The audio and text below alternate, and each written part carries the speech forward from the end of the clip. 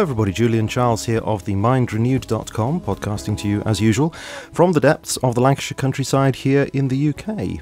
Today is the 13th of May 2015. I'm very pleased to welcome to the programme Dr. Mike Licona, who is Associate Professor of Theology at Houston Baptist University and President of RisenJesus.com. Dr. Licona earned his PhD in New Testament Studies with distinction from the University of Pretoria, and he is the author and editor of numerous books, including The Resurrection of Jesus, and another book on the resurrection co-authored with Gary Habermas, who we're delighted to have on this programme about a year ago or so, and Evidence for God, co-edited with William Dembski. He is a member of the Society of Biblical Literature, the Institute for Biblical Research, and the Evangelical Philosophical Society, and he is a debater and frequent speaker on university campuses and radio and TV. Dr. Licona, thanks very much indeed for joining us. Well, thank you, Julian. Wonderful to be on your program. Well, it's actually amazing how this worked out because, I had actually hoped one day to speak with you because I'd heard you on various radio shows and things in the past, and it just so happened that when Nick Peters was on the show a few weeks ago, he mentioned that you are in fact his father-in-law, and he said that you might be up for coming on the program, so it's amazing how that worked out. So thanks very much for coming on. Well, you're welcome. Yeah, Nick's a really sharp guy, and I'm proud to have him as a son-in-law. And I guess you must be proud also of what he's doing there at Deeper Waters Ministries. Yeah, it's a really good ministry that's growing, and I'm amazed. He has Asperger's, and that helps him and hinders him in certain ways. But he is just a brilliant guy. Just knows a lot of stuff. Yeah, he said on the show that one of the things about having that condition was that it really focuses his mind so that he can really concentrate on something in a way that most people can't. So in some ways, he says it's a gift. Yeah, I would agree. Wow. Now, as I said in the intro, you've done a fair number of debates over the years with quite prominent opponents of Christianity, such as Bart Ehrman and Richard Carrier and Shabir Ali. And I've always thought the idea of actually doing a debate is pretty scary, actually. I've posted some, that's a different matter. But actually doing it always seems to me to be a pretty nerve-wracking kind of thing. How do you find doing debates? Well, at the first several debates that I had were I was very nervous, at least up until the point when the debate started, and then I became quite relaxed. I remember the first time I debated Shabir Ali, it was my second debate, and he had debated, who knows how many times, maybe 100 times at that point, or dozens at least. Wow. And a very, very experienced and skilled debater. And I have to admit, that afternoon right before the debate, my chest hurt. So I used to, and I still get nervous before the debates, not nearly as much as I used to. What was it like with Bart Ehrman? How did you find that one? Well, I prepared really diligently for that. My first debate with him, I probably put in 50 hours a week for 5 months or even a little longer than that. So, Wow. He was an experienced debater. He had taken debate classes, in high school or college, and so he was skilled at it. And he'd been in scholarship a whole lot longer than me. I found his arguments quite weak. But, when you get in the debate arena and you're in front of people, you have to know your stuff. It's not time to kind of wing it. You have to know it on the spot. You either know it or you don't. So I really studied hard on, read everything that he'd written on the subject, watched debates that he had done on the subject.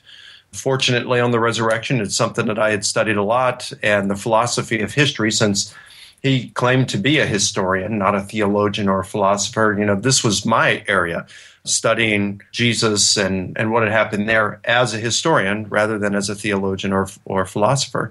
Listening to his arguments that he gave against William Lane Craig a little before that in a debate, I thought, now this guy really hasn't studied the philosophy of history, historical method. So I have a little bit over him in this area. So, anyway, I prepared really diligently for it and felt prepared when I went into those debates with him. No, it's very, very brave of you to do that, actually. And I presume you found the debate with Richard Carrier a bit easier than that. Actually, I found Carrier to be more of a challenge than the one with Ehrman. Oh, that's interesting. Yeah. Now, I don't think Carrier's arguments are better than Ehrman's by any means. But he's a good performer, is he? Well, Ehrman's a good performer. In fact, I think it's hard to have a better orator than Bart Ehrman, at least on that side. But with Richard Carrier, he's a knowledgeable guy. He's very smart. He's got this persona about him that he comes across as very authoritative. But a lot of his views are extreme. Some are even bizarre, and they're not held. Many of them are not held by the academic community, even by skeptics like Ehrman, even by atheist New Testament scholars. So for folks like him and Bob Price, both of them are very well read. They're very smart, but their ideas are so bizarre on the fringe that they're just not discussed within scholarship. So as a result, some of the things that they say may come as a surprise. You really have to look into it, and it's just different. So I would say Richard Carrier is probably the toughest debate opponent I've had. Yeah, I can imagine that would be very difficult to prepare for that, because presumably you don't quite know where he's coming from at any particular moment.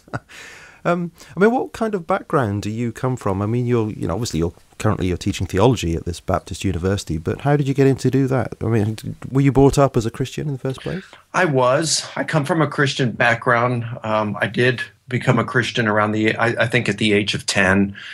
Grew in my faith, especially during my college years. I went to a Christian university, and then I went graduate school at an evangelical university, Liberty University, where I specialized in learning New Testament Greek. I came from a conservative Christian background, but it was during my graduate studies back in the fall of 1985, when I was wrapping up my coursework, that I just began to have some reservations about my faith. And it wasn't any kind of objections I'd heard. It was a matter of, how do I know that this is really true? This has been the only view I've ever been exposed to. If Christianity is not true, I'm devoting my life to a fairy tale. And I didn't want to do that. And something as important as eternity. So this didn't come because people were actually throwing objections at you. This came from within yourself, you say? Yeah, it was just something that came up within. And since those days, of course, you've been bombarded with all sorts of objections which you've had to think through and find answers to. So presumably, of course, you found that your faith has stood up to all of that. Yeah, and I would say, Julian, that, at first, when I heard objections, I would try to answer them just because I assumed Christianity was true, and so there must be valid answers to this. Later on, when I was doing my doctoral work, heavily engaged in the philosophy of history and historical method. One thing the philosophers of history say is you have to do your best if you want to be a good historian, to detach yourself from your desired outcome while your investigation proceeds. That every historian is biased in one way or another. There is no such thing as an entirely objective or neutral historian. That's a myth. So, I had to admit that I was biased, that I was not neutral, and that it really could compromise the integrity of my historical investigation on the resurrection of Jesus. And so while that investigation was initiated because I wanted to find another way to argue for the truth of the resurrection of Jesus, it didn't take me long into the program because I know I'm a second guesser and because I have struggled with doubts, even strong doubts, where I almost jettisoned my Christian faith numerous times throughout my life, starting in my mid-20s, and even to this very day, I suppose you could say that I'm plagued with doubts. They're not as strong now as they used to be, but precisely because I'm a second guesser and I'm wired to doubt, I wanted my investigation of the resurrection of Jesus to be as thorough and as neutral, objective, fair-minded as was within my power to do. And it was for me. It became an investigation for me to get to the truth and to follow that truth no matter where it led. So whereas it initially started off as an objective to argue for the truth of the resurrection through another means, it didn't take long, and that objective changed to say, all right, I need to know the truth about this for me. Yeah, and I'm glad you've shared with us this fact of doubt, which of course we all struggle with, because if you're a public figure, as indeed you are, it can come over to people that of course you're totally certain about everything all the time. You're never looking over your shoulder, but of course that's not what we're like as human beings, and we do tend to wonder, don't we? Am I always in the right here? So I'm glad you shared that with us. Now, of course, what we're going to be talking about today is the differences between the New Testament Gospels, Matthew, Mark, Luke, and John, and in particular, what quite a lot of people see as contradictions. And I'm putting that in inverted commas because I don't want to say they are contradictions. I don't want to say they're not at the moment, between those Gospels. Now, I've got quite a number of passages that I want to ask you about as we go through, but I'd like first to ask you for your kind of general position on this whole question, because you've done all this research. In an email to me, you said you've been working specifically on this kind of area for about 7 years or so. So this is a huge question, but forgive me for it, but could you give us a kind of taster of some of the main insights that you've gained over these years into these kinds of questions, differences and contradictions between the Gospels, just some of the sort of main insights that you have into that kind of issue? Sure, yeah. Since this is my primary area of research for the last 7 years, it's a topic that's near and dear to me at this point. I think the most important thing I could say, and Gary Habermas was really instrumental in helping me with this, because I really struggled with seeing these differences at first. And he said, Mike, did Jesus rise from the dead? And I said, yes. You believe that? Yes. Why do you believe that? Well, because the historical evidence suggests it. What kind of historical evidence are you talking about? Well, I think the primary historical evidence would be, let's say, Paul. He's writing before any of the Gospels, most likely. We can certify that he was a non-believer, even very, very hostile to the early Christian church, persecuting, arresting, imprisoning, and consenting to the executions of Christians. And then all of a sudden he had an experience that he was convinced was the risen Jesus who had appeared to him, and it radically transformed his life from being a persecutor of the church to one of its most able defenders. Then, he's willing to suffer and even dies as a martyr, a Christian martyr, for his gospel proclamation. We can certify that Paul presented his gospel before the Jerusalem apostles, that he was preaching the same gospel message that they were preaching. We get this on Paul's own testimony. That he was preaching what they were preaching can certainly be inferred through the writings of Clement of Rome and Polycarp, who were probably disciples of the apostles Peter and John, respectively.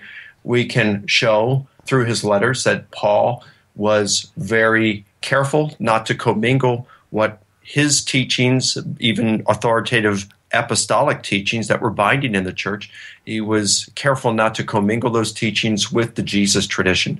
So given his respect for the Jesus tradition, given his testimony that he preached the same gospel the Jerusalem apostles were preaching, that they had certified that he was, and so forth, that I think we can say that when we read Paul on the Gospel Essentials, which of course included the resurrection of Jesus, we are likewise hearing the voice of the Jerusalem apostles. So through Paul's writings, aside from the Gospels at all, we can establish what the Jerusalem apostles were preaching, and I think we can use that as a case historically to establish the high probability that Jesus was actually raised. Did you want to say something? Well, I was just very interested by the fact that everything you've said there is as an historian. You've never once said, the Bible says such and such, and because I believe the Bible, therefore I believe what it says in there. You've come at it from completely the other way around by saying, you can establish this and you can establish this. I mean, all those things can be argued about, of course, but that's what academics do. But nevertheless, you've come at it from an historian's point of view, which I find very interesting. Yeah, well, again, when I came to the work on the resurrection of Jesus, you can't assume that the Bible's God's word. You can't assume that it's inspired, inerrant, infallible, or anything like that, or even authoritative. That's not to say you can't believe those things. As a historian, you could never establish that the Bible is inerrant or that it's divinely inspired. You can only look at it and say, what are the things that I can prove with relative degrees of certainty. So, when I said those kinds of things to Gary, he said, all right, Mike, so if Jesus rose from the dead, and we think that he did in either April of the year 30 or April of 33, when he rose from the dead, was Christianity true? Yes. Okay, when was the first piece of New Testament literature written? Well, it's either 1 Thessalonians or Galatians, and it would have been in the late 40s, close to the year 50. All right, so let's say we're talking 15 to 20 years between when Jesus rose and the first piece of New Testament literature was written.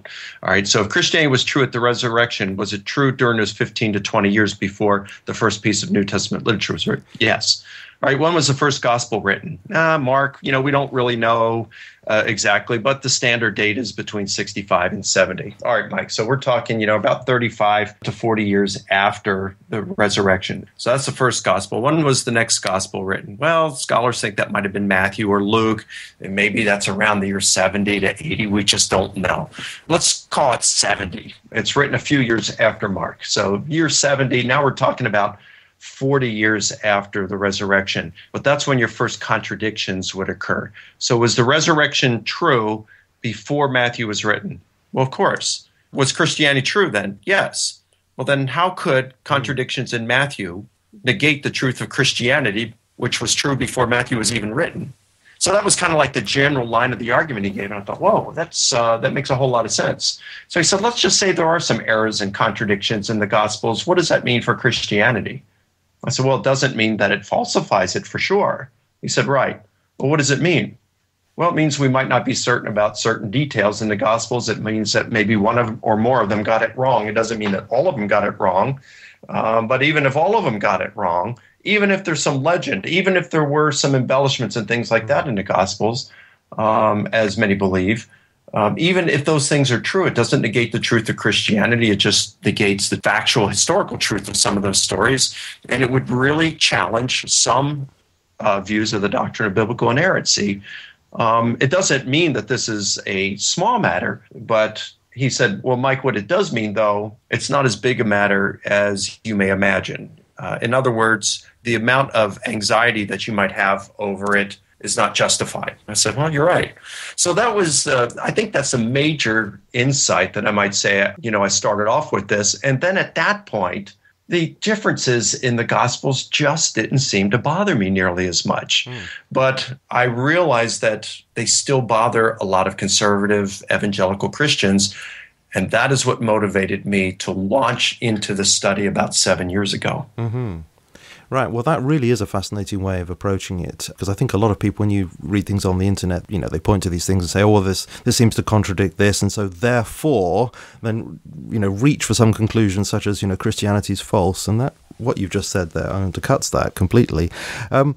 Nevertheless, as you indicated, it might have some implication for whether one considers the New Testament specifically to be inspired as part of the Word of God, as people sometimes put it. So what is your position there? Do you believe the Bible to be inerrant in some form? I do. I think it depends on how one wants to define inerrancy.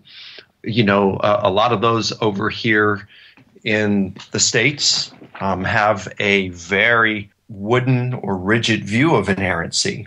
And I don't think that view is sustainable when we come to the Bible. For example, you look at the historical books of the Old Testament, Kings, Chronicles, and Samuel. And it has been pointed out for many years by many people is there are significant numerical differences, discrepancies.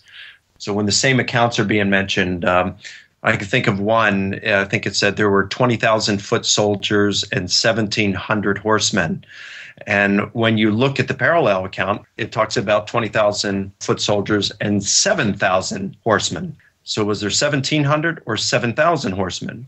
So when you look at how some like to describe this, what's going on here, they say, well, this is obviously a copyist error. Well, I don't think that's obvious. It may be obvious to those if it's true their inflexible view of inerrancy. If we knew ahead of time that view is correct, then it would be obvious that we're looking at a copyist error. But we don't know ahead of time a priori that view is correct. And I think what we have to do is rather than presuppose a certain view, we have to look at the scriptures and develop our view from what we observe in scriptures rather than develop a view of what inerrancy means and then try to squeeze the scriptures to fit into that view. And besides, the folks like that would say, well, inerrancy is limited to the originals anyway. Sure, but can I ask you what a view of inerrancy might be if it is more flexible? How would you nuance that? Well, I would say you have to look at the genre, the literary category this falls into. When you look at ancient literature, embellishment was something that almost every author, historical writer was prone to do. Josephus did it, In fact, there are numerical discrepancies between the way Josephus reports similar events in his autobiography, his life, and in the Jewish wars. In one account he might say hundreds, and in the other account he might say thousands. And he does this on numerous occasions. We can see that Plutarch embellishes his numbers. So what if the chronicler embellished the numbers? He's doing nothing different than other ancient historians would have done, and it was acceptable within that genre. So I'd say you have to judge ancient writings according to literary conventions of that particular genre. We do not say that the psalmist erred when the psalmist says that God is sleeping, because we recognize that's poetic literature. We do not think that the author of Proverbs was in error when he talks about a woman standing on top of a rooftop named Wisdom who's calling down to the simple-minded to gain wisdom. We say, okay, well, that's called wisdom literature.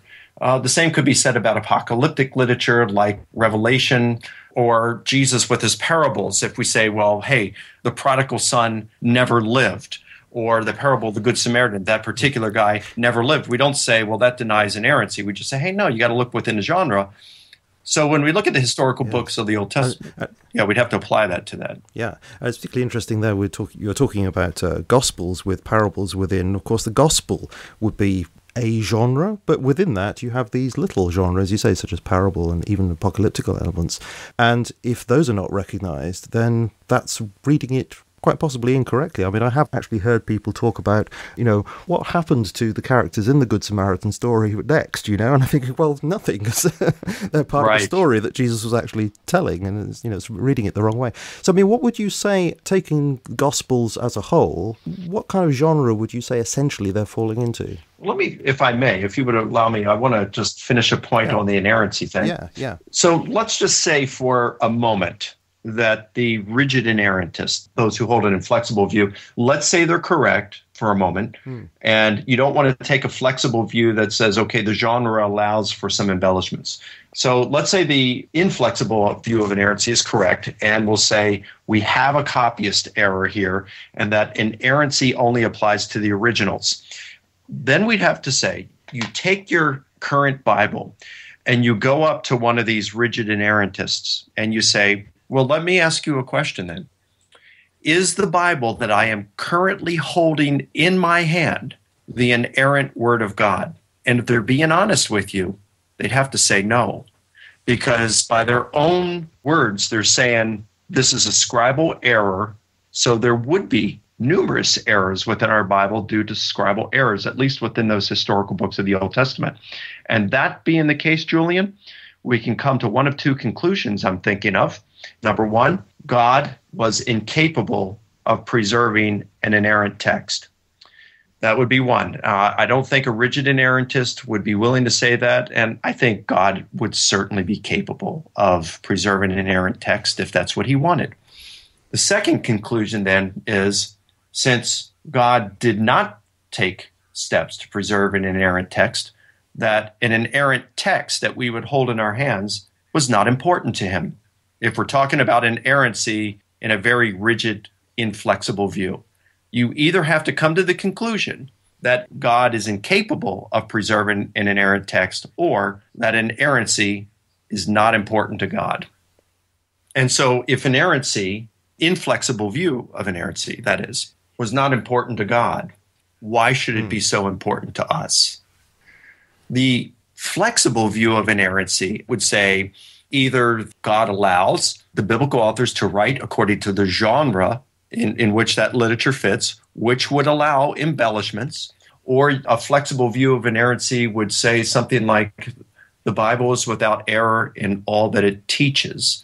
In other words, it preserves the truth of the message without being necessarily concerned to preserve all the little precise details that's part of that message.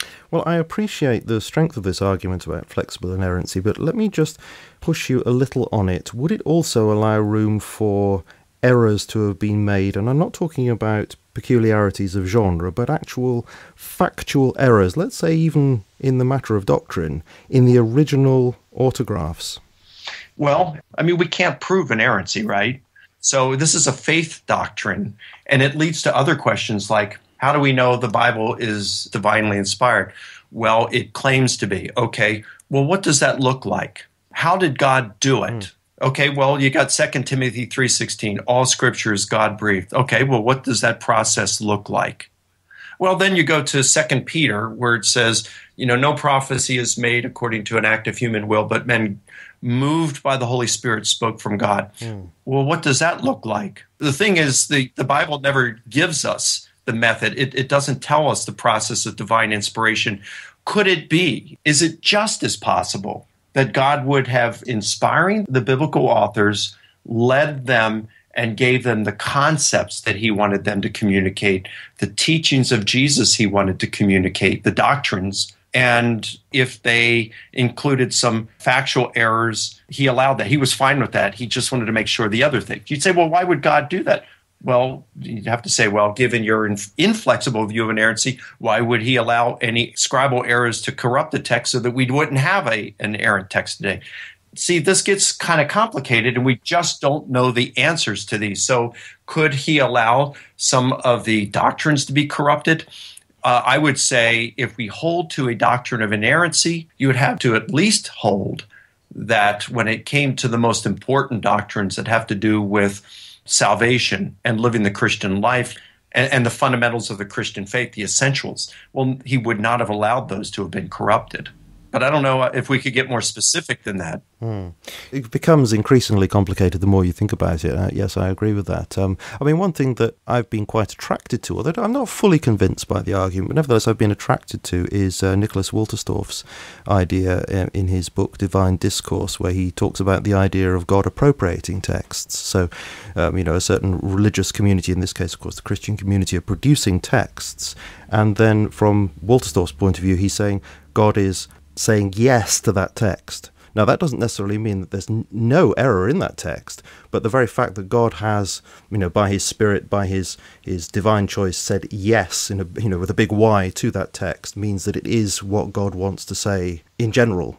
Now, I think that's quite an attractive kind of idea, but of course it leaves the question of inerrancy out of the picture. But, it's something I found interesting to think about. It's a tough thing. It really is a tough subject. And it'd be really nice if we could just wrap it up very neatly and package it and say, okay, this is really clear.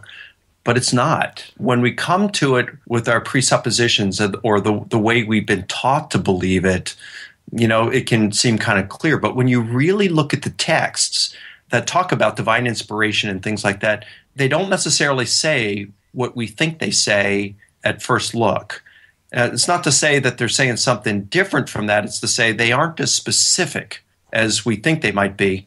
The bottom line, I think, Julian, for me is any view of the biblical text that we have, high views of Scripture that we have, needs to be in concert with what we observe in those texts. If it's not in concert with what we observe in those texts, then it's an implausible view. Okay, well, I think perhaps we need to move on to more specific things. And I wanted to ask you a few questions about your view of these actual Gospels that we've got here in front of us. First of all, when we read the Gospels, we find, things like the Gospel according to Mark, the Gospel according to Luke. And of course, many people point out that these texts themselves don't actually indicate authorship. This is a matter of church tradition. So what's your view on this authorship thing? Do you think, should we trust the tradition? Does it even matter who wrote these Gospels? Well, I would say I hold to the traditional authorship of all four of them, especially Mark, Luke, and John. I'm not so sure or confident with Matthew. It is the universal testimony of the early church, of those who wrote about it, that Matthew, Mark, Luke, and John wrote these Gospels. There's no other competing traditions, from the early church, at least that are clear. Some would disagree with that and say, well, it's not so clear with John, but I don't happen to agree with those. I think most people do agree that it is claimed that John, in the early church, that John, the son of Zebedee, wrote John's Gospel. It is the universal testimony of the early church, at least in my opinion, that Matthew, Mark, Luke, and John wrote the Gospels. Most scholars, most New Testament scholars today agree on the traditional authorship of Mark and Luke, or I should say Mark. With Luke, they agree that he was a traveling companion of Paul and got information, traditions from eyewitnesses. They don't necessarily agree that it was Luke, but Luke is the most plausible candidate. Matthew and John are the two most in question. A lot of scholars believe that if John, the son of Zebedee, was not the actual author of the gospel attributed to him, that he provided tradition upon which the Gospel of John is largely based. Matthew is more difficult because you have Papias in the early part of the 2nd century saying that, and he's our first witness to the authorship of the Gospels, he says that Matthew wrote his gospel originally in Hebrew or Aramaic. But most scholars today, even evangelicals, such as D.A. Carson and Doug Moo, in their New Testament intro will say that the kind of Greek that we see in the Gospel of Matthew is not translation Greek. Dan Wallace at Dallas Theological Seminary says the same thing, and he's an expert in the Greek language if I've ever seen one. These will say that it really looks like Matthew that we have today was originally written in Greek. So the question is, if our earliest source says that Matthew was written originally in Hebrew or Aramaic, and even most conservative evangelical New Testament scholars to say the one that we have is originally written in Greek, it wasn't originally written in Hebrew or Aramaic, what are we to do with that? And if Papias can't be trusted on that, then perhaps he shouldn't be trusted on who wrote Matthew.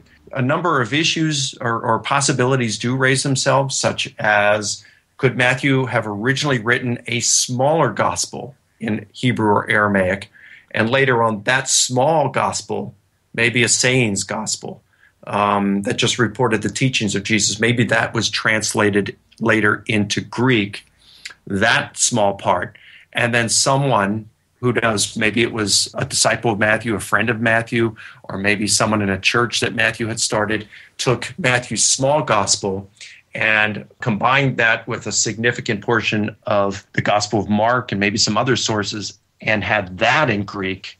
And that's the Gospel of Matthew that we have today. You know, it's not a clear-cut issue. Sure. So that would then be the idea of a Matthew school, perhaps, being responsible for Matthew's gospel, and that's why the name Matthew was attached to it. Yeah, in fact, I think that was the view of Earl Ellis, who was quite a conservative New Testament scholar. Yeah, so we need to be perhaps more flexible in the way we consider such matters as authorship and perhaps other things as well. Another question that comes up, of course, is people say, well, you know, that there's a long period of time between the events of Jesus' life and the writing down of these Gospels. I mean, you know, back in the 19th century, it was thought that Gospels were perhaps even written as late as in the 2nd century, but now virtually everybody accepts they were written in the 1st century, but we're still talking about decades between those events and the writing down, so how can we trust that? Well, I think that's fair, right? But I do think we're looking at it through how we look at modern things. I mean, we can write a history of the American Civil War today, and we don't have any problems with that, and yet that was, well, I guess it ended about 150 years ago. We don't have any problems with that. You know, now, of course, we're not going to have eyewitnesses today, but the Gospels weren't written 150 years afterward. At latest, we're looking at 70 years, and most would even put it, you know, before that. You know, even less than half that period of time that we're talking about between today and the American Civil War. I think a better analogy would be World War II. The time between the end of World War II and today, I think we just had the 70th anniversary of that. So at the latest, that's the time between Jesus' death and the Gospel of John being written. Most don't even think the Gospel of John was written that long afterward. So, but even today, we interview World War II vets that are still alive, and we have no problem believing their eyewitness testimony. And the Gospel of Mark, 40 years, so that's like the end of the Vietnam War. And we don't, I mean, I know several Vietnam War vets, and, you know, they can tell very vividly the things that they experienced. And in fact, a couple of years ago, it was interesting. I was coming out of a doctor's office, and as I was leaving the office, I saw this senior citizen in there, and he was wearing a baseball cap with a B-29 Superfortress engraved in it.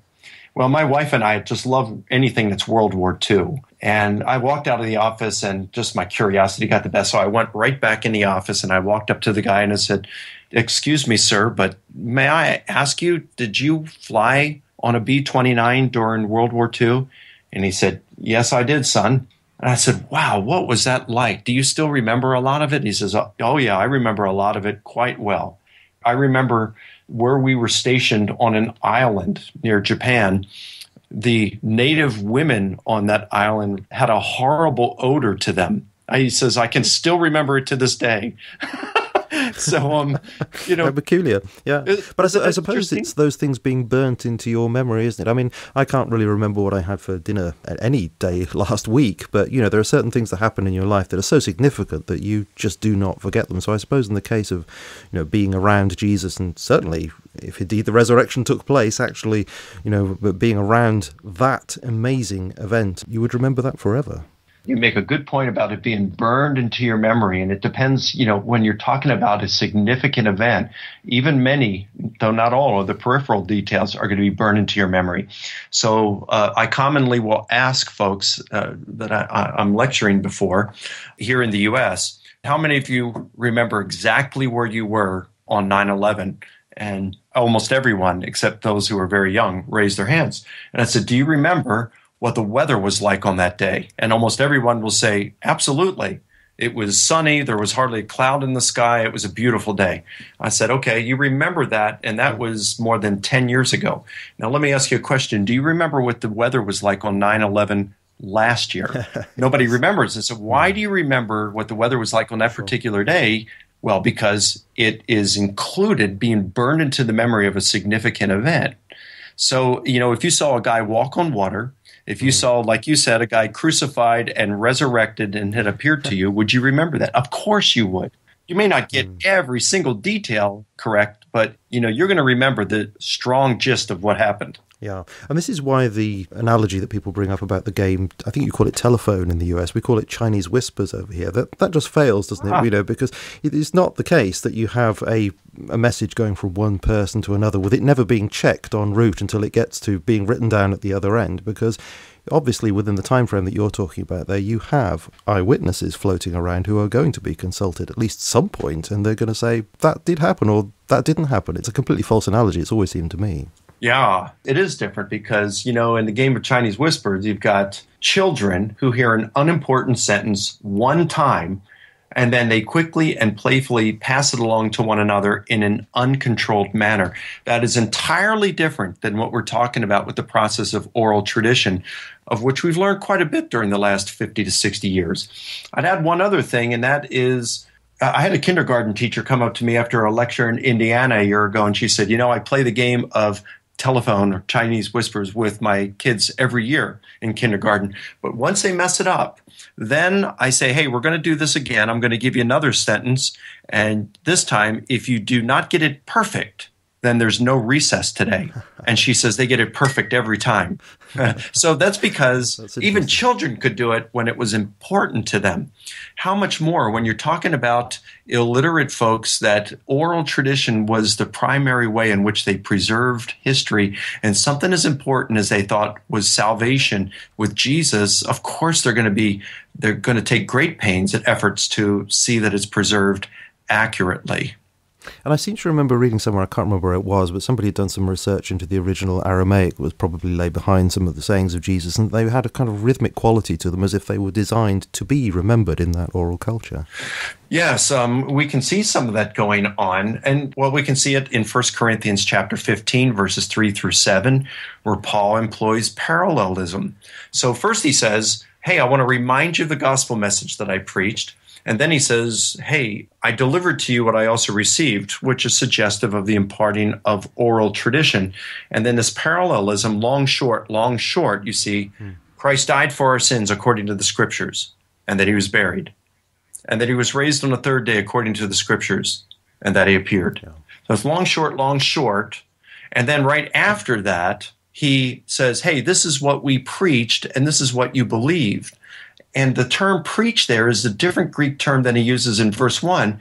In verses 11, 12, and 14, the term preach is kerugma or kerygma. We get the word from that. In other words, it's official formal proclamation, public proclamation. So everything here suggests that this is oral tradition that Paul is imparting to us.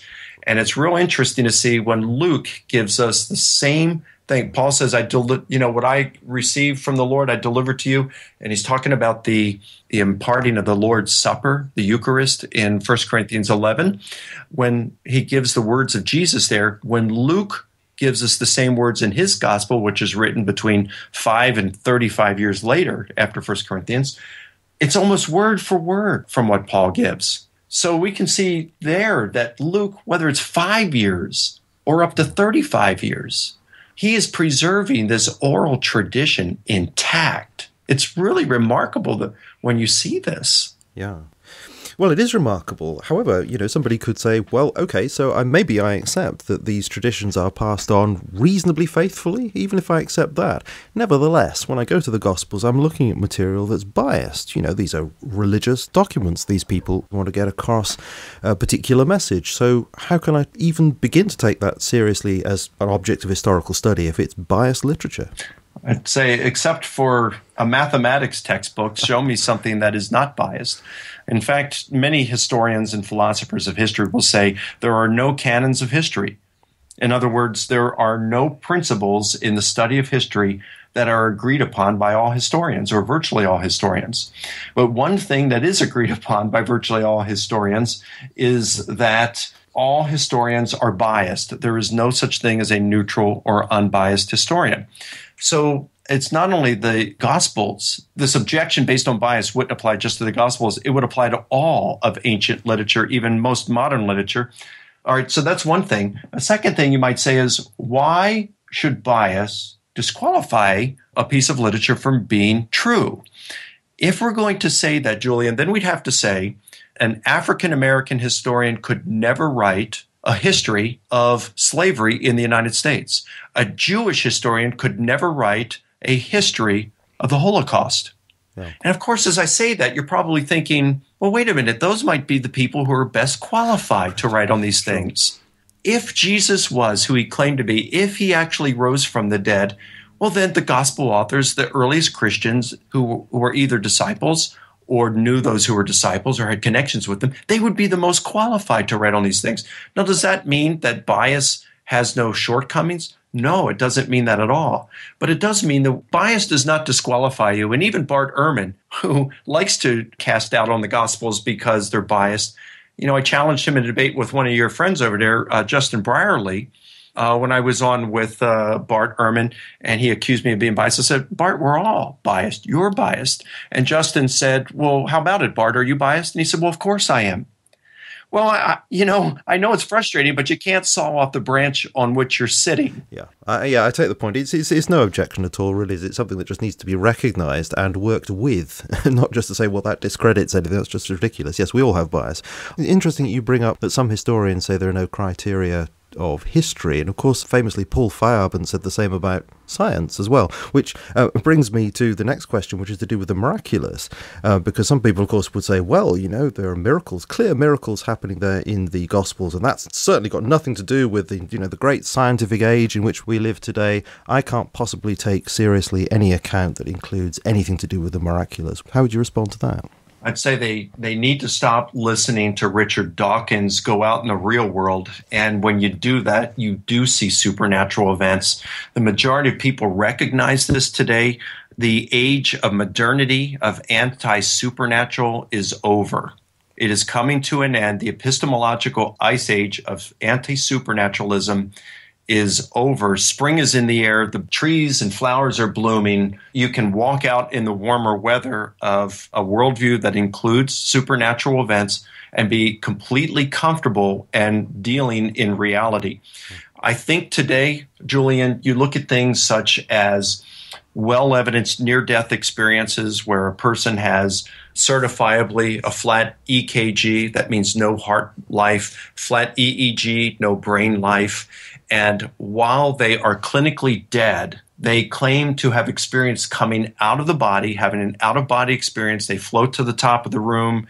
They're able to watch the physicians working on their body to resuscitate them.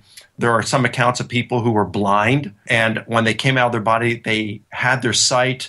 And when they were resuscitated, they were blind again, but they were able to report what color shirt the physician was wearing, the colors and patterns in the physician's ties, stuff they could not have known. Or they died and they floated to another location and heard people having, like family members having conversations back at their home, things they couldn't have known. They knew it was eaten at dinner that evening while they were dead, the moment they were dead, and were able to come back and tell about. Anyway, there are numerous accounts like this. There's about 100 of them that seem to suggest a supernatural element to reality. There are things such as veridical apparitions. I have a friend who saw an apparition of a dead person she hadn't seen for years. She was awakened in the middle of the night at 2:30 and had a very frightening experience of seeing an apparition of this girl in front of her. Within 48 hours, she saw an article in the newspaper that said this girl had died at the very moment that apparition had appeared to her and awakened her in the middle of the night. You've got radical answers to prayer, of which I could name many of them, like a friend of mine named Loy Reed, who was involved in a terrible car accident in June 1987, and he was in a coma, and the 21st day of that coma was the 4th of July that year. And at 4 o'clock in the afternoon, a number of members of his church were outside during a church picnic. And at 4 o'clock, they got together, they prayed for Lloyd. And miles away back at the hospital at 4 o'clock, Lloyd came out of his coma. And before midnight, everyone else in that room who had been in a coma from 1 to 6 months, which was everyone else in that room, came out of that coma. So you have radical answers to prayer like that. You put all of that together, and I think that the evidence for a supernatural component to reality is so strong, it's no longer rational to be an atheist. You just can't deny it and still call yourself a realist. Well, thank you for that answer. Obviously, I agree with you. I do think that materialism is a bankrupt philosophy. So, obviously, you would disagree with all those historic attempts that have been made to try and explain away miraculous events in the Gospels by saying, oh, there's a naturalistic explanation for them, or that kind of thing that says, well, people dressed up the stories in miracles because that's just the way people communicated back in those days. Presumably, you would reject all of that kind of thing. Yeah, now that would not be to say that people did not do that. It would not be to say that shows that the Gospels never did it, okay? It would be to say that a metaphysical naturalism that rejects the reality of the supernatural within our world is false. And that should not be an objection against the miracles in the Gospels. Right, I see. So it wouldn't prove, of course, the miracles in the Gospels, but it would make room in terms of concept for the possibility that they did take place. That would not be an objection. I take that. Okay, so can I ask you some really specific things then about difficulties between the Gospels? Sure. Great. And there are so many things that obviously I could ask you here, so I've just grouped things together according to what I think, and so I thought, well, I'll ask you some things about the birth narratives to start with. Now, Matthew and Luke give us accounts of Jesus' birth, but Mark and John don't say anything about it. So don't you think that the silence of Mark and John about this calls into question the historicity is an awkward word, isn't it? The historicity of these events? No, I don't. Certainly there are tensions or problems between the differences in Matthew and Luke's account of the infancy narratives. But the fact that Mark and John don't mention it, I don't think that's problematic at all. The objective of ancient biography, and I do believe the Gospels are ancient biographies, Graeco-Roman biographies. The objective behind that of ancient biographies, according to Plutarch, was to illuminate the character of the main subject or the main character. You want to know what kind of a person this was. And what all four Gospels do is they talk about the divine lineage, you should say, or the divine ancestry of Jesus. He is the divine Son of God. They say it differently. You have Matthew and Luke do this through genealogies and tying it to, divine revelation from an angel saying, it's the Holy Spirit. God is going to be the actual father of this child who's going to be the Messiah.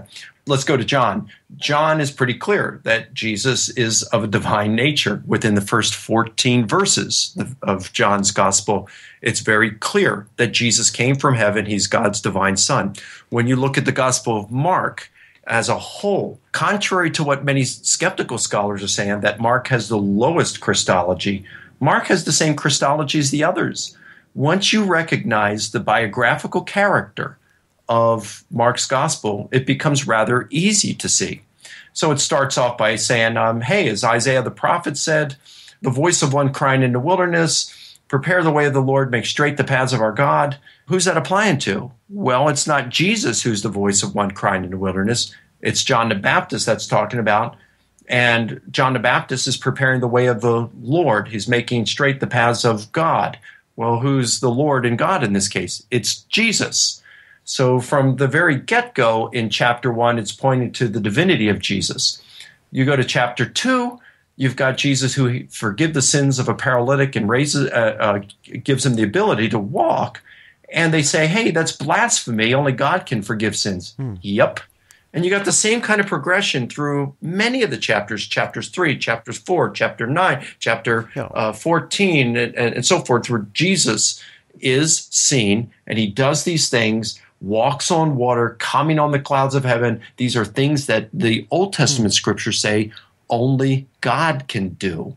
And so with this, Mark is clearly presenting Jesus as divine. So within the biographical character of Mark, he's presenting the divine nature of Jesus. So Mark and John just go at it differently and make their points from a different angle than Matthew and Luke.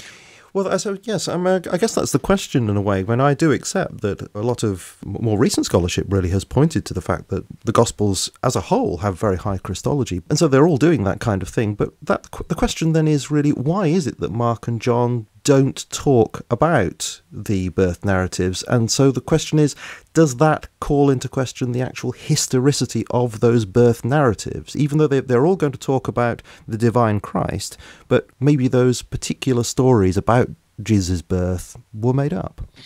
No, I don't think so at all. Most Greco-Roman biographies just talk about the lineage, the family ancestry of the main character, and give very little of their childhood, and then boom, they jump right into the launching, the inauguration of their adult life and what made them famous. And this is what we have in the Gospels. So a lot of times people may ask, well, why don't any of the Gospels talk about Jesus' childhood? Or that why is it just barely mentioned? Because that's part and parcel of Greco-Roman biography. Right, so that'd be quite normal for them to do it that way. Okay, this is Richard Burridge's concept, is it, that of the Greco-Roman biography? It is. It was first proposed by Charles Talbert, David Awney, Burridge over there on your side of the pond. Had set out to disprove those who were claiming the Gospels were Greco-Roman biography. Oh, wow. And his book that resulted, What Are the Gospels?, came to be a watershed book that was most responsible, more than anything else, in turning the tide of the opinion of New Testament scholars to now a significant majority grant that the Gospels belong to the genre of Greco-Roman biography. Right. That is fascinating. Now, you actually brought up the question about the genealogies, something I wanted to ask you. Now, I mean, Matthew and Luke have very different genealogies for Jesus. When we look at Matthew chapter 1, verses 2 to 17, and Luke chapter 3, verses 23 to 38, the genealogies are really quite similar from Abraham up to David, but then when we go from David to Jesus, it starts to go awry. It seems really different. So why is that? We don't know exactly why, but we can see something that Matthew is doing, and it's major. So whatever reasons we're going to give for the differences in the genealogies would certainly be largely the result of what scholars called a literary device called gematria, in which Hebrew letters were assigned numerical values. So when you read Matthew's genealogy, you find that in verse 17 of chapter 1, Matthew sums it up and he says, so the number of generations from Abraham to David, I think it is, are 17. And the number of generations from David to the deportation to Babylon, 17. And the number of generations from the deportation to Jesus, 17. In all, we have 42 generations from Abraham to Jesus. And when you look at that, you notice that Matthew just seems to want to package this very neatly for some reason in 3 sets of 17, or for a total of 42 generations. And if you look Can I just check you? Is it 17 or is it 14? I'm just looking here. Oh, that's 14. Yeah, 14. I'm sorry. Yeah, 3 sets of 14. So what does that come to? 42 generations. So yeah, thanks for the correction. It's verse 17. That's what was getting me confused. Sure. Yeah. So you got 3 sets of 14 or 42 generations. And he says, in all, we have 42 generations from Abraham to Jesus. So when you go back to Chronicles, you find that there are some more generations that Matthew omitted. So why is it that he wanted to package this in 3 sets of 14? And then you look, if we apply gematria, most scholars are thinking that Matthew is really focusing on Jesus as the Messiah, the son of David. So gematria, you're assigning numerical values to letters. Well, when you look at the word David, you've got the D is given a value of 4. So you got 2 Ds, and then the middle consonant or letter is given 6. So you add that together and you get 14. So David has a numerical value of 14. So could it be here that Matthew is saying Jesus is the son of David, and he's saying this 3 times for emphasis? That's certainly very interesting. That's certainly a possibility, isn't it? But as you say, even if that's not true, he's clearly doing something there by not having everybody mentioned, but having these 3 sets of 14. Something's going on there. So that yes, indeed, that may be leading us in the right direction there, even if we don't have the final answer. Yeah, this would be an instance where Matthew is redacting, he's editing in order to make a theological point. Now, that doesn't change things that Jesus came from a lineage. It doesn't mean that he's making up some of these generations, but it does mean that he is packaging them in such a way to make his theological point that Jesus is the son of David, the Messiah. Great. I want to ask you one that's a real thorn, and this is about, of course, Quirinius, so you know what's coming up, but let me spell it out. There's this very, very famous problem in trying to match up, really, Matthew's timing for Jesus' birth with that of Luke. And according to Matthew, Jesus was born during the reign of Herod the Great. So this is Matthew chapter 2, verse 1. According to Luke, Jesus was born during the first census in Israel, while Quirinius was governor of Syria. So this is Luke chapter 2, verse 2. But we know that Herod the Great died around 4 BC, and this census, it seems, took place in 6 or 7 AD. So we've got over a 10-year gap here. So how can we reconcile these two? Well, let me say, first of all, that when I talk about differences in the Gospels, my research over the last 7 years has not been, let's try to reconcile and match up every detail, okay? Sure. What I've been studying are compositional devices that we find in antiquity and that we're taught, and seeing if the Gospel authors use these, if that accounts for the differences. So fair enough. This is beyond my research, but I would say this. Yeah, Josephus would disagree with Luke on this, but who's to say that Josephus was correct? So Josephus could have been inaccurate. Another option is that Luke was inaccurate on that. Although we can show Luke to be a very good historian on points where we can check him out. So I don't think we should assume that he's mistaken here. Do we know that Josephus was a good historian? He was a pretty good historian, but he was not perfect. And we know that he took the same kind of flexibilities that Plutarch and other ancient historians took. I mean, he adapted, he omitted, he added, he elaborated, embellished. He did all these kinds of things that other ancient historians did and were allowed to do as historians.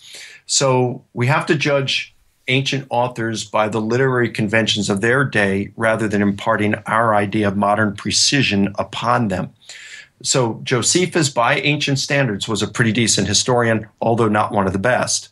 But Josephus could have got it wrong. Luke could have got it wrong. There are things that we don't know. I mean, Quirinius was, Luke says, proconsul at that time. He could have been. We don't know if he was or was not. The Roman records that we have are not complete. The most complete account that we have written down in modern scholarship is abbreviated MRR, Magistrates of the Roman Republic. And you can get PDFs of volume 2, and it gives, I forgot, a couple hundred years BC all the way down to, like the end of the Roman Republic. And it gives all the dictators, all the consuls, all the proconsuls, all the tribunes, all the magistrates of those particular years. And it's not complete. It's not completely accurate. So we don't know if Quirinius was proconsul in that time. He may have been, he may not have been. One of the objections is, why isn't the census mentioned anywhere else? Well, historians are select. You've got Luke, who mentions in Acts chapter 18, I think it's verse 2, he mentions how Claudius had expelled the Jews from Rome. Well, Suetonius mentions that in chapter 6 of his life of Claudius, and it's only 2 sentences that he mentions it. Well, if it hadn't been for those 2 sentences in Suetonius and the 1 or 2 sentences in Acts chapter 18, we wouldn't even know about such an event as Claudius expelling the Jews from Rome. Nobody else mentions it. Josephus doesn't mention it. And yet he was alive at the time, and he's writing a history of the Jewish people. Right. So we don't know why they were select. No. So the assumption with a lot of these objections is that we know a lot more than we do in fact know from what you're saying. Yes. Yeah. I've got a couple of things that I wanted to ask you pretty much at random. I mean, I just came across these, and this is one where in Mark's Gospel, Jesus walks along with the disciples and he curses a fig tree one day. And then it's the next day that he and the disciples go past that fig tree again and find it withered. In Matthew's Gospel, he curses it and it withers immediately. So, I mean, what can you do about this? It says there's a gap in one Gospel, another Gospel, it says it was straight away. That surely is a contradiction, yeah? That's easy. That is a literary device that Matthew is using. We would call compression. Plutarch uses it often. Other ancient authors use it often. And it's just simply Matthew is abbreviating the account, and he is compressing it, and he narrates it as though it happens on the same day, but it did not. Matthew compresses his accounts elsewhere, like the raising of Jairus' daughter from the dead. Luke compresses his account of Jesus' resurrection and his post-resurrection appearances. He puts everything, Easter, all the appearances and the ascension in Jerusalem, and it all occurs on Easter. He compresses it. And we know that he compresses it because in his sequel, the book of Acts, chapter 1, he says it occurred over a period of 40 days. So he's obviously compressing it, and that's what Matthew's doing here with the fig tree. Okay, and you say there are plenty of examples from antiquity of people doing the same kind of thing outside of the biblical writings. Oh, yeah. All right, okay. Oh, let me throw another one at you then. So this is Peter walking on water in Matthew's account. So, okay, in the parallels in Mark and John, they don't have this extra element. Jesus walks on the water, but it's only in Matthew that the invitation is there for Peter to walk, and then, of course, he starts to sink, etc., etc. You know, and I've heard it explained that, you know, Matthew is sort of creating something here for his community to benefit from, you know, as a sort of message about faith or something. So he's adding this to the story. Do you buy that kind of explanation? Well, if I look at it purely historically, you know, I'd have to say that is a possibility that Matthew invents the story, okay? I can't prove that he did not. I can't prove that he did. To be honest with you, I would expect this to appear in Mark's gospel rather than Matthew's, because if the early church tradition is correct, and there's no reason to doubt it, Mark got his information from Peter. Perhaps Mark omitted the story because he thought it cast a negative light on Peter, and he was already having Jesus call Peter Satan and, you know, and having Peter deny Jesus, and he didn't want to put this further in there.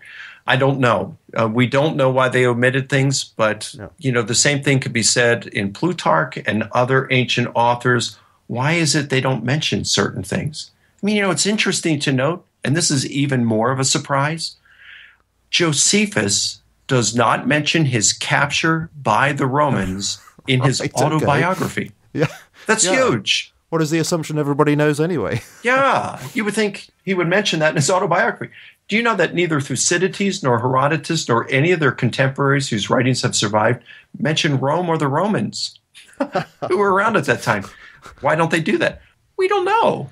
So why doesn't Mark and Luke mention Peter's walking on water? Don't know. They're selecting the things that they put. You know, even in the resurrection appearances, Luke mentions the appearance to the Emmaus disciples that no one else mentions. You know, Matthew mentions the appearance in Galilee to the group as a whole. The others don't necessarily do that. It's implied in Mark. You know, John narrates some appearances that the others don't. It could be that they each narrated appearances that the others weren't, and they wanted to include those. I don't know why the others don't mention the walking on water. Does that mean Matthew made it up or invented it? No. Does it mean he didn't? No. Right. But it does mean that we have to be very careful with the argument from silence. It's not nearly as strong as it often is portrayed to be. Precisely. Okay, a few more then. The Passion narratives, I've got a few things here. So Jesus carried his own cross to the place of execution. That's John's Gospel says that he carried his own cross, but the synoptics say that this guy, Simon of Cyrene, was forced to carry the cross for Jesus. So we've got a contradiction here.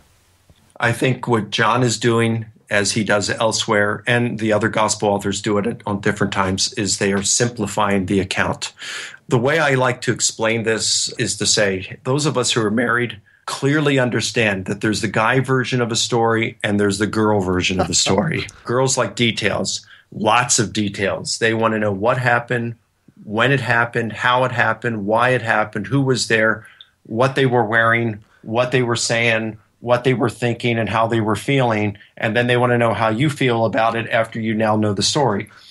The guy version of the story, bullet points. Keep it short, get to the main point. Now, of course, I'm stereotyping, but we like bullet points. Just get to the bottom line. If you need to abbreviate and alter details some, go for it.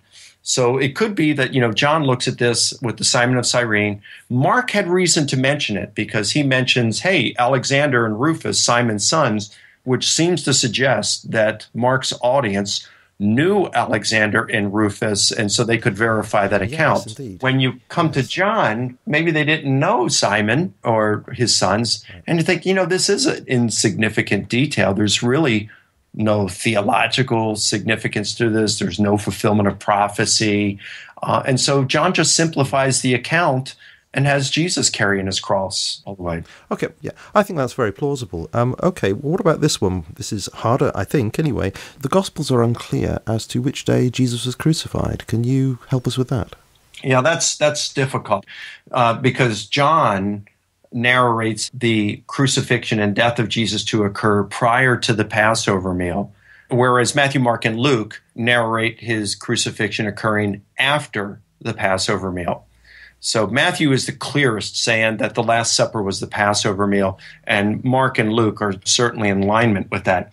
In John's Gospel, Jesus celebrates the Last Supper. It's almost certainly the same. Well, it is the same, certainly the last meal that is narrated in Matthew, Mark, and Luke, because Judas betrays Jesus, is said to betray Jesus here. He gets up from the table. A lot of the same things. Jesus predicts his betrayal and all that. But in chapter 13 of John, it starts off that the day of preparation was approaching. And so Jesus, told them to get a place. This is not a Passover meal that is being celebrated in John as John portrays it. And then I think it's chapter 18, the Jewish leaders deliver Jesus to Pilate. They don't follow him in so that they might not be defiled and could eat the Passover that evening. So again, John portrays the Passover meal to be celebrated after Jesus' death, whereas Matthew, Mark, and Luke have it before Jesus' death. Mark says Jesus was crucified at 9 a.m. John places it around noon. So what's going on here? I follow Craig Keener on this, and I've looked at a number of different explanations. So, I've looked at David Instone Brewer, what he says about this. I think he's got a plausible explanation, but I think Keener has the one that I think is most correct. And Keener suggests that when you look at the Mishnah, he recognizes it's, probably second century tradition, but he says when in the Mishnah, when it says that when the Passover fell on a Sabbath, then the burnt offerings, which are typically offered on the Sabbath, are pushed back 2 hours to accommodate the slaughtering of the Passover lambs. The burnt offerings are typically offered around 2:30 in the afternoon. You push that back about 2 hours, and what do you have? Around 12:30 or around noontime. So what Keener suggests is that John alters the day and the time of Jesus' crucifixion in order to make theological points, to say that Jesus is the burnt offering for our sins and he's our Passover lamb. Right. Theological doctrines that Paul, decades before John wrote, said the same thing. And Plutarch and others do the same thing. They displace events from their original location or time and they transplant them elsewhere in order to make certain theological or political or philosophical points. And John does this elsewhere. So it shouldn't surprise us that he does that here. Okay, so we're back to this question of genre again. So if this was an acceptable thing to do within that genre, it really is out of place for us to come along and say, hey, that's just a contradiction, because we're being unsophisticated in our approach to the text. Now, you say John does it elsewhere. Would you say this also accounts for the fact that he puts the turning of the tables in the temple courts towards the beginning of Jesus' ministry, whereas the others put it towards the end?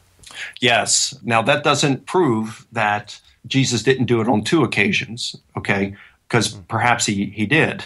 But it would certainly be a very plausible explanation for why John has it at the beginning of Jesus' ministry It may be to make a theological point about Jesus' preaching, because there he says, destroy this temple, in 3 days I'll raise it. And he's referring to his body, John says.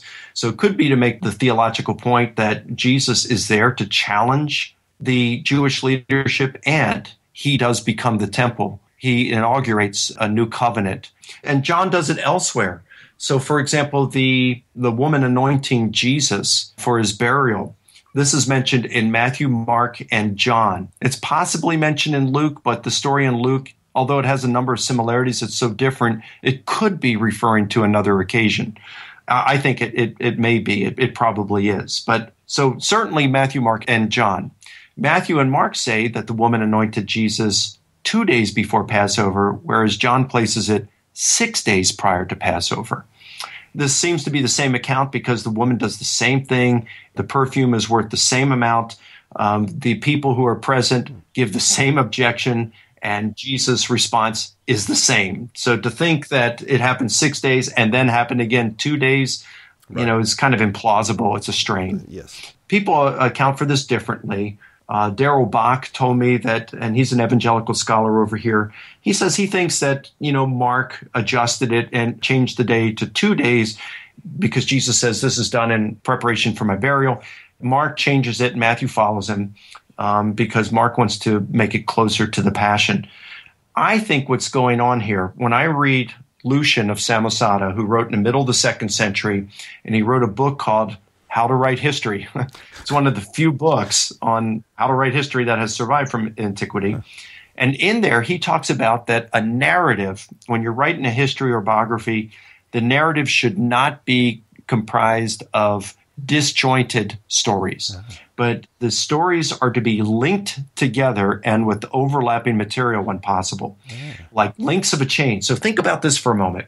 You go to John's Gospel, and what do you have? I think it's chapter 11, where you got Lazarus being raised from the dead, and you've got Lazarus, Mary, and Martha, Lazarus' sisters, in that narrative.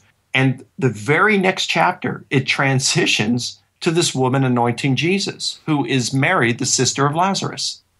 So could it be that John's looking at this and saying, I just told the story of Lazarus raising from the dead, and you know what? I've got another story. I've mentioned Mary. I've got another story about her. So why don't I just tell it here?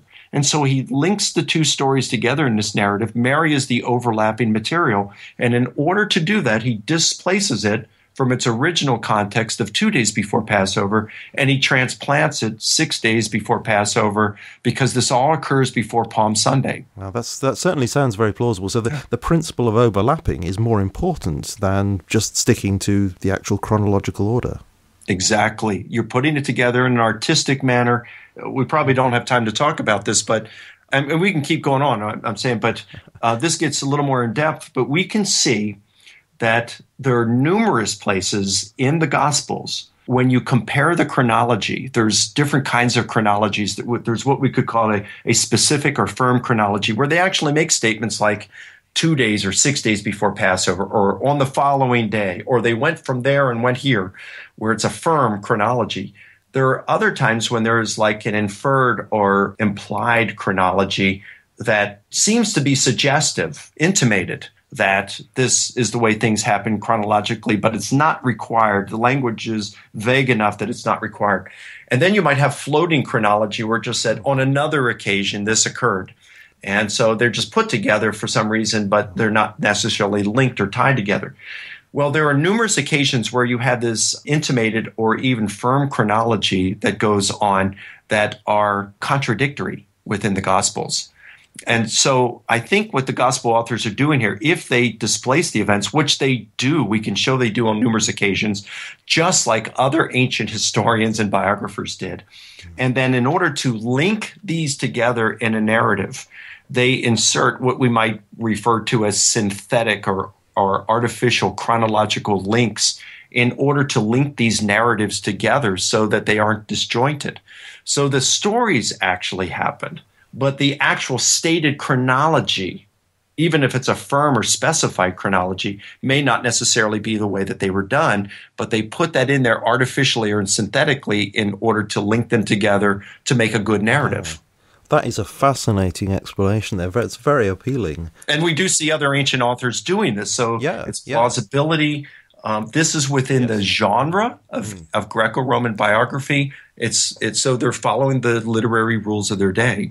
Yes, absolutely. So you're not just picking out explanations out of thin air. You're finding parallels with other writing which substantiate what you're saying. I appreciate that, absolutely. Okay, well, let me just ask you one more about this kind of thing here, the passion narrative area. We have criminals crucified with Jesus.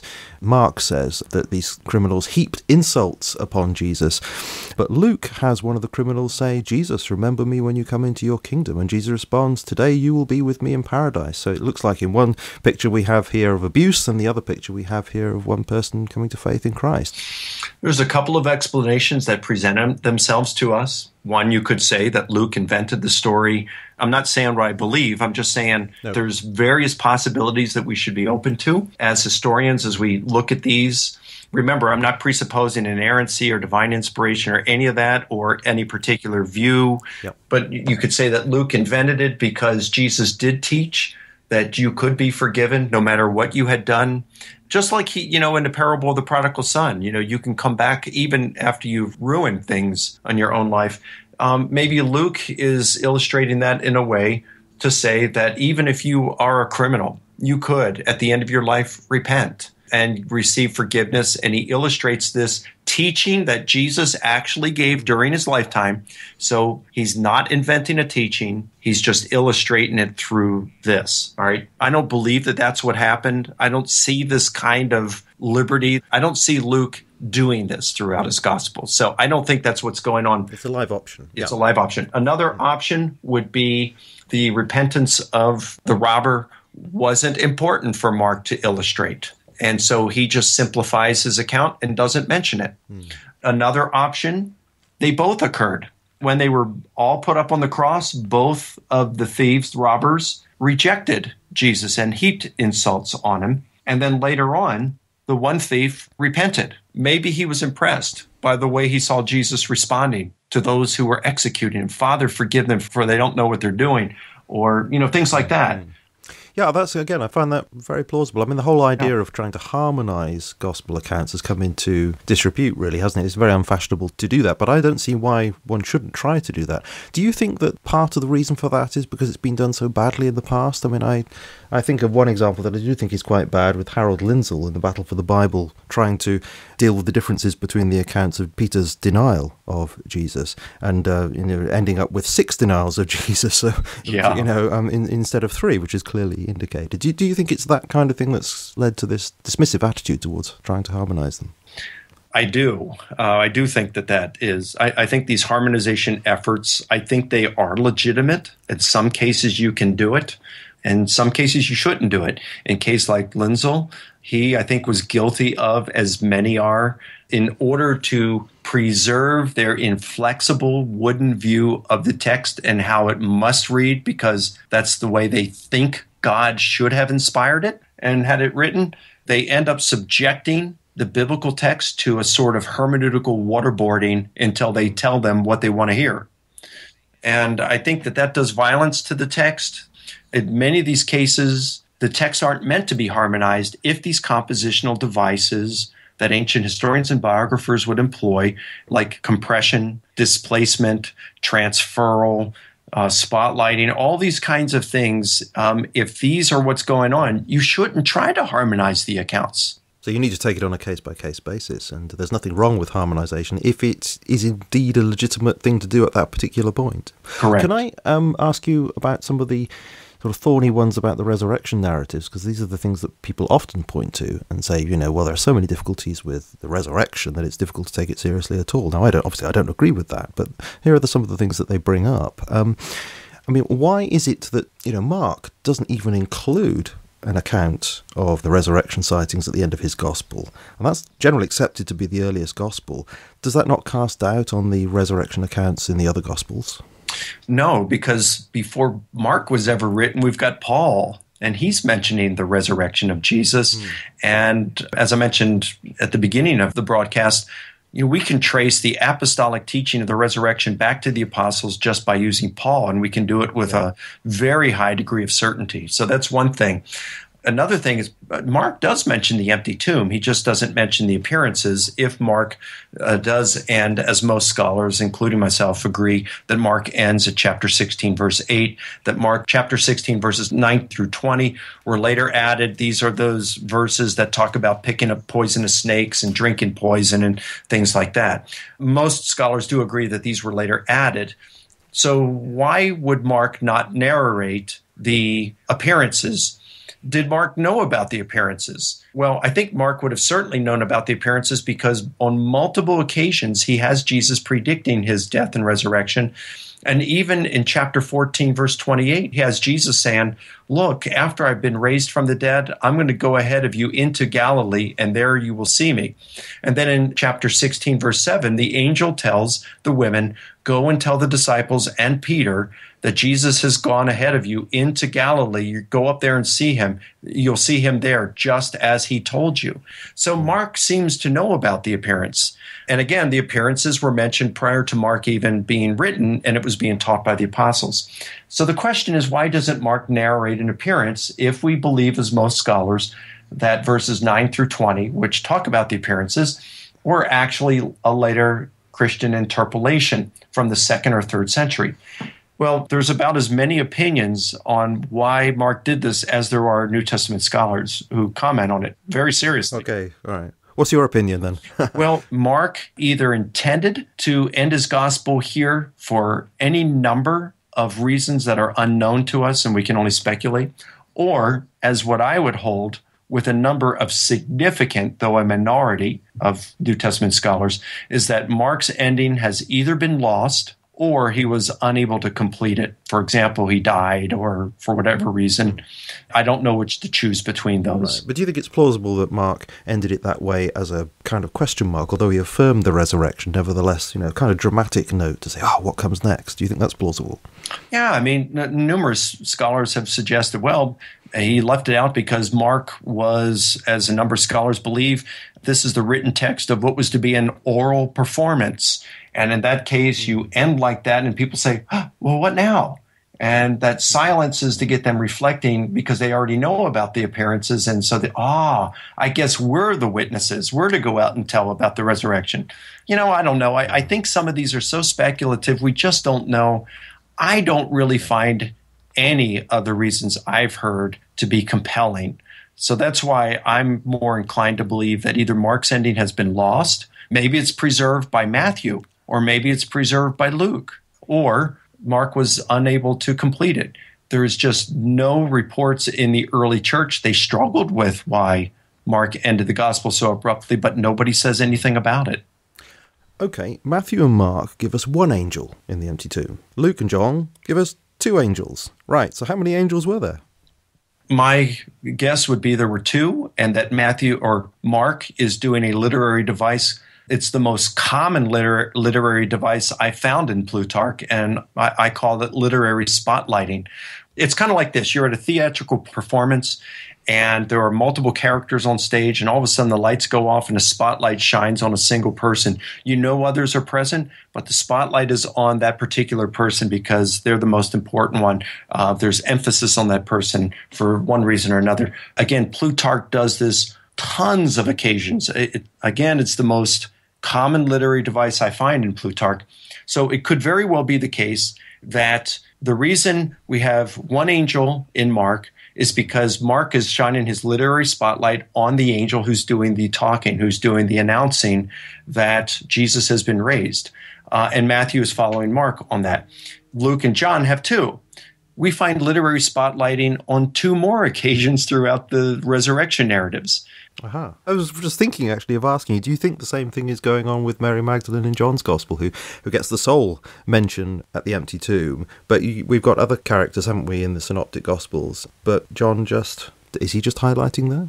Yes, I'm certain that John is shining his literary spotlight on Mary because she's the major woman.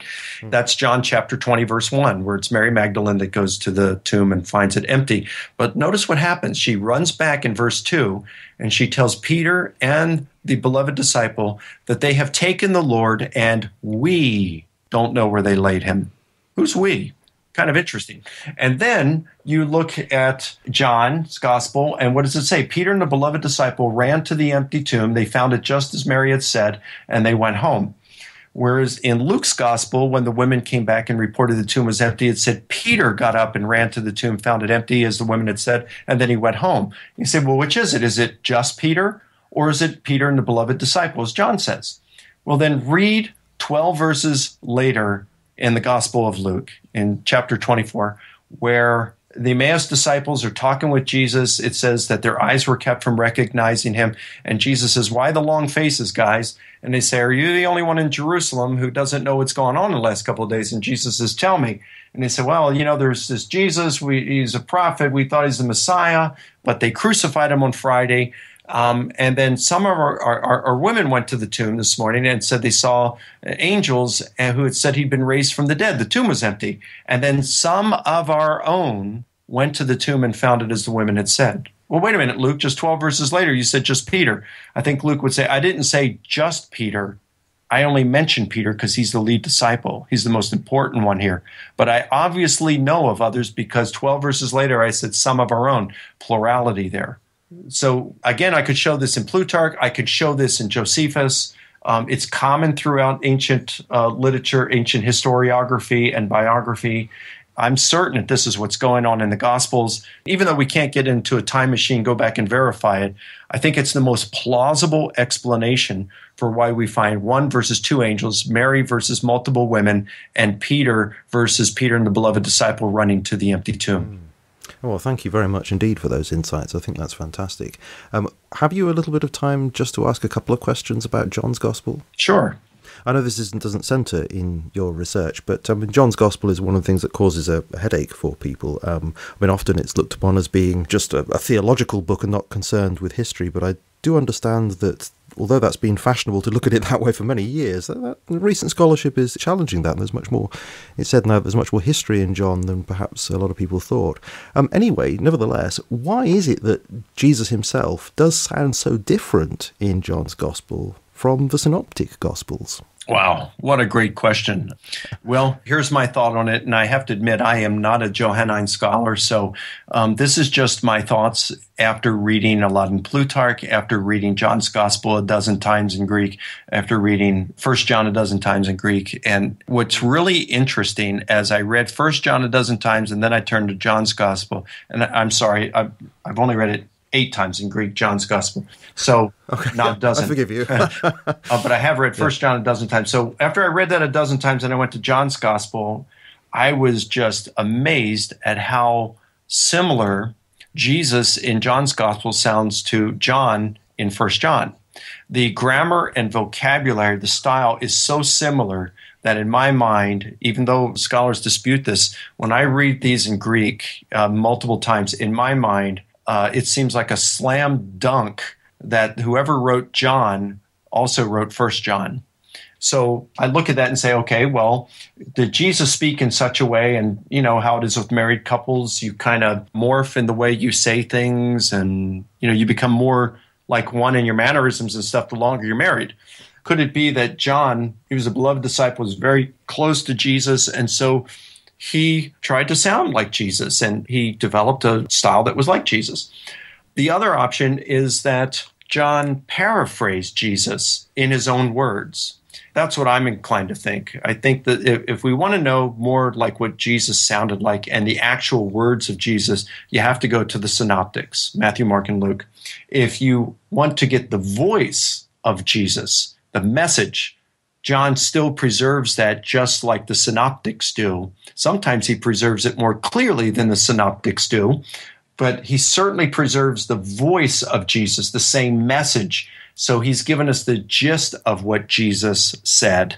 Is this what theologians talk about as, I think I've got the Latin right here, is it the ipsissima verba is the actual words, but the ipsissima vox is the voice, the message, is that right? Precisely. So I think that's why a lot of the difference there, yeah.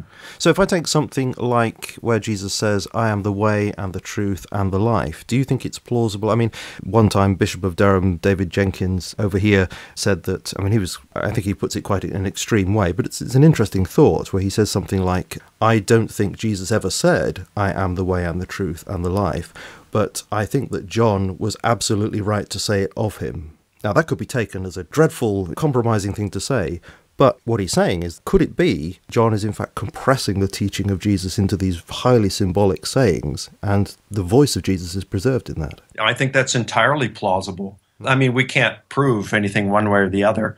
And according to the rules of ancient biography, you could have done that. Now, you're not allowed in ancient biography to invent speeches whole cloth. You're not supposed to, okay? Right. According to people like Thucydides and Polybius and Lucian, when you reproduce speeches, you are to do your best in reproducing them as accurately as possible according to what you may have heard and recall and what other eyewitnesses may have heard and recall. You put that together and you reconstruct that speech, and you are allowed to reconstruct it in such a way to show off your skill as an orator, okay? Because there's no way you're going to be able to do it word for word. You're going to get concepts in there. You're going to get the gist of things. You may combine what that person said on different occasions, okay? Like most even New Testament scholars, evangelical scholars believe Matthew did in his Sermon on the Mount. But you're not allowed to invent something that person would not have said. No. So I'm just speculating here. So it's possible that Jesus might have said on one occasion things like, I am the way, follow me. And on other occasions, if you want to know the truth, you follow me because I am the truth. And if you want to know the resurrection and the life, follow me because I am the life. And then it all gets compressed into one statement there. That is plausible. Yes, and he just paraphrases it, what Jesus said. So, Jesus made similar statements in the Synoptics. I think of Matthew 11:27, where Jesus says, no one knows the Son except the Father, and no one knows the Father except the Son, and to whomever the Son chooses to reveal him. Yeah. So it's obvious there from what Jesus says, he is the only way that you're going to know God. Yeah. That's very much like John's Gospel, actually, isn't it, that saying? Well, it very much is, especially when you look at the verses that come immediately after that. They're so Johannine in their flavor that you have scholars refer to it as the Johannine thunderbolt, or as Ben Witherington calls it, he gives it more emphasis and says that the Johannine meteorite. It's so strong, it sounds like John. But of course it's written before John. So it could very well be the case that John is taking actual teaching of Jesus here, that he's the only way, and paraphrasing it in his own words to get the gist, the voice, the ipsissima vox, as you said. Okay, why is it that we don't get mention of the raising of Lazarus? Well, this is an amazing miracle that takes place in John's Gospel. This man has been dead for days and he's brought back to life by Jesus. Yet Matthew, Mark, and Luke don't say anything about it. Yeah. Well, why is it that Ulysses S. Grant doesn't mention the Emancipation Proclamation? Why is it that Josephus doesn't mention his capture by the Romans in his autobiography? One of the biggest events of his entire life. We just don't know those things. But you could say the same thing. Why doesn't John mention the parables and exorcisms of Jesus? These were huge. Like every historian of Jesus will say, one thing we can know from the evidence is that Jesus taught in parables. Jesus exorcised demons. So why aren't these mentioned in John's Gospel? Yeah. He's got different emphases that he wants to make. Why is it that Luke is the only one who mentions the raising of the widow's son? Why doesn't John mention the raising of Jairus' daughter? Well, John, knowing that the synoptics were around, he said at the end of his gospel in chapters 20 and 21, he says, there are many other things Jesus did, right? And so if he knew the story of the raising of Jairus' daughter or the widow's son had already been said, maybe he wants to include some stories like the raising of Lazarus that the synoptics chose not to include because they were limited. I mean, let's face it, ancient biographies, according to what scholars are saying, and Richard Burridge has the most authoritative and specific work on this, the typical biography was somewhere between 10 and 25,000 words. The max would be in about 25,000 words because that's about what you could get on a scroll. And so they're going to be select. And John, if he's writing after the synoptics, he wants to include some events that the synoptics didn't include. that would make perfect sense of why he includes certain things the synoptics don't. Would you say this is the same kind of thing then that, we have the farewell discourse, the massive teaching that Jesus gives to his disciples just before his death, and yet the synoptics don't say anything about that? So would you say that, they're just omitting that because that's not part of what they want to include in their gospel? Exactly. Yeah. Exactly. Do you think that's... They're just being select, just like every other historian was select. But do you think that perhaps we're stretching that explanation considering just how different John is from the other Gospels? Because I've just noted down a few of the things which are in John's Gospel, not in the Synoptics. So we have the conversation with Nicodemus, we have Jesus talking with the Samaritan woman, we have Jesus teaching about the bread of life, we've got the healing of the man born blind, and we could go on and on and on. Do you think we're going so far as to stretch this explanation a little bit too far? I don't. And listen, I'm open to that kind of stuff. It's like I've said, I can't prove some things. I can't prove that some of this isn't invented by the gospel authors. As a historian, I got to be open to various explanations. And my view is you've got to come to the scriptures and you develop your view of scripture based on what we observe in scriptures rather than squeezing the gospels to fit your preconceived view of it. So, I'm trying to be open to various things. But I really just don't see any real problem with that. I mean, yeah, Jesus talks about a man born blind in John's gospel that isn't mentioned in the rest, but the synoptics talk about people who were born blind, where he heals them that aren't mentioned in the Gospel of John. Similar kind of miracle, similar kind of raising of the dead, similar kind of healing blind people, but he uses different instances. He narrates different post-resurrection appearances and things like that. That said, I do think that John exercises greater flexibility in his life of Jesus, in his gospel, in the way he reports what happens than Matthew, Mark, and Luke do. He paraphrases things much more loosely. He probably conflates certain events and teachings, something that Plutarch did, something that Josephus did, something that other ancient historians and biographers did.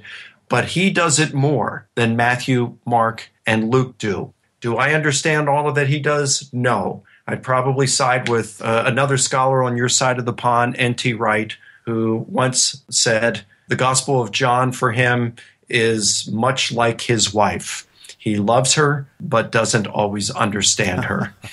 That's a very good way of putting it, indeed. And I have to say that I do find John's Gospel absolutely compelling, and I learn an awful lot from it. But yes, it is perplexing at times, but maybe that's part of the way faith should be, actually, that we shouldn't have all the answers immediately in front of us, but we have to struggle with things a little bit. And I do think you've given us loads of ways in which to help through that struggle, actually. It's been a fascinating conversation. Before we close, is there anything major in what you've learnt over these years looking at this kind of thing that you think we've not talked about in this conversation that you think we ought to include? No, I think I tried to express my main point at the beginning that would say we've got to put these gospel differences into perspective. It's the resurrection that confirms the truth of Christianity. It's not biblical inerrancy or anything like that. Another point that I wanted to make is we should develop our view of the scriptures based on what we observe in the scriptures. This is something that the late and great New Testament scholar F.F. Bruce counseled students of the Bible to do. And then I think harmonization efforts are legitimate at times, but I think in a lot of cases the Gospels aren't meant to be harmonized, that the reason we see the overwhelming, more than 90% of the differences we see in the Gospels, well over 90%, is because they were using the compositional devices that are taught in the compositional textbooks, like from Theon, Hermogenes, Quintilian, John of Sardis, and others, Aphonius, and that can be inferred through looking at what Plutarch did in telling the same story on multiple occasions in his different biographies, what Josephus did when he is reporting the same story in his autobiography, as well as the Jewish wars, when we see how Josephus, the kind of flexibilities he did in looking at the scripture, when we look at the New Testament authors to see how they actually reproduce the Old Testament scriptures and the kind of paraphrasing and alterations that they could do to it. If they're willing to do that with the Old Testament scripture, of course they're going to be willing to do that with the words of Jesus and what happened. But they're just doing the same stuff that other ancient biographers and historians did. We should not pause at that. It's just a matter of understanding ancient biography. We may not be able to come exactly and derive what we would have seen precisely had we been there and videotaped or taken photographs of the events. We look at the Gospels as they are producing an accurate gist of what Jesus said and did on various occasions. And I think once we recalibrate our thinking with that, then the Gospels become clearer and these discrepancies just melt away. Yeah, I think you've given us some excellent tools to do that. So we really do need to factor into our reading these questions of genre and convention of the day, and we need to be sensitive to that, not immediately react and say, oh, well, I don't understand that. There's something really wrong here. But we need to take those things that you've said and really have those at least in the back of our minds when we're thinking about these things, and sort of put the questions on the shelf and say, well, maybe the future light will come to get rid of that particular problem with a little bit of extra research. So I'm very grateful to you for joining us to lead us down this particular pathway, because I think it's a very valuable one for us to follow. Now, you have a website called Risen Jesus. Do you have lots of resources on there that could help people continue to research in this? I do. I have a number of lectures on the Gospels and on just various things. I have short videos I call musings. And, when you just see some things in the ancient literature, you have some thoughts. They're like 3 to 4 minute videos that just, try to provide some insights. A number of my debates with Bart Ehrman and others, atheists, agnostics, liberal Christians, Muslims with whom I've had public debates. The videos and audio recordings of those are on my website. Do you have articles up there and book lists and that kind of thing? I don't have book lists, but I do have a number of articles. Some are very popular, some more academic. In fact, one of the questions you brought up, Julian, had to do with historians investigating miracle claims. And in the December issue of last year for the Journal for the Study of the Historical Jesus, I actually had an article there that critiqued the view or proposition of one of my colleagues who said that we should go by a methodological naturalism that keeps miracle out of it. And I criticized that view in that journal article. So it's an academic article that interacts with those kind of arguments, and that is posted on my website for free viewing. Oh, that sounds fascinating as well, actually. That is a very interesting question, actually, isn't it? Yes, should methodological naturalism always be followed, or is it, in fact, well, a bit of a red herring? I think that's something I need to look at here on the podcast. What resources would you generally recommend? I mean, I read many years ago, actually, Craig Blomberg's book, The Historical Reliability of the Gospels, and I think half of the historical reliability of John's Gospel. Would you recommend those or other resources? Oh, I definitely would recommend those two books by Blomberg. If I had to read only one book on the historical reliability of the Gospels, it would be that book, The Historical Reliability of the Gospels by Craig Blomberg. And in 2007, he came out with a second edition. He expanded it quite significantly, and it is just a phenomenal book. Oh, wow. So I think that's a great book. Jesus and the Eyewitnesses by Richard Bauckham, I think, is a fantastic book. I mean, there's just a number of great ones out there. Yeah. The Jesus Legend, I think, by Eddie and Boyd is a very good one. I remember Craig Evans saying that that's the kind of book he wishes he had written. So, yeah, that's just the recommendation, certainly. Yeah, but the one book I think is the best one is The Historical Reliability of the Gospels by Blomberg. It's really a good book. Oh, I've got to get that, definitely. Well, as I said before, thank you ever so much, Dr. Licona, for coming on. It's been wonderful to speak to you, and it really has been. I mean, I often say, it's a fascinating conversation, but this has truly been fascinating because there are so many useful things that you've said to us here, and I think it's going to help people. It's certainly going to help me, but I think it will help a lot of other people as well. So thank you ever so much indeed for joining us on The Mind Renewed. Well, thank you, Julian. I've really enjoyed it. You've been a great host, and this has been fun. Let's do it again sometime.